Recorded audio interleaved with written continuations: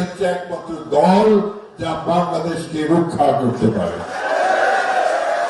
বন্ধুগণ, বিএনপির জন্ম হয়েছিল এমন একটা সময়ে যখন রাজনৈতিক শূন্যতা বিরাজ করছিল।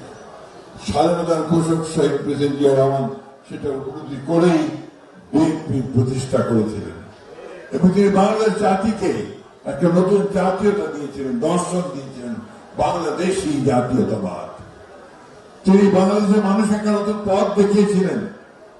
অর্থনীতির ক্ষেত্রেই তিনি বাংলাদেশে যে একটা ফ্রি ইকোনমি অর্থাৎ আপনার মুক্তবাজার অর্থনীতির সূচনা করে বাংলাদেশের অর্থনীতিকে এক ধাপে কয়েক উঁচুতে নিয়ে গিয়ে খালেদা জিয়া ও গণতন্ত্র থেকে পার্লামেন্টারি পলিটিক্স করেছিলেন এবং তিনি প্রথম আমাদের যে কেয়ারটেকার গভর্নমেন্ট সরকার প্রবর্তন করেছিলেন।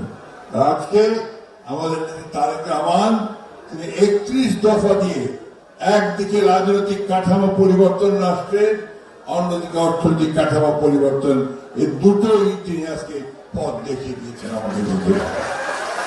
বন্ধুগণ, দীর্ঘ সংগ্রামের পরে আমাদের অনেক রক্তপাতের মধ্য দিয়ে আমরা আজকে একটা সুযোগ পেয়েছি আমাদের রাষ্ট্রকে নিজেরা গড়ে তুলবার।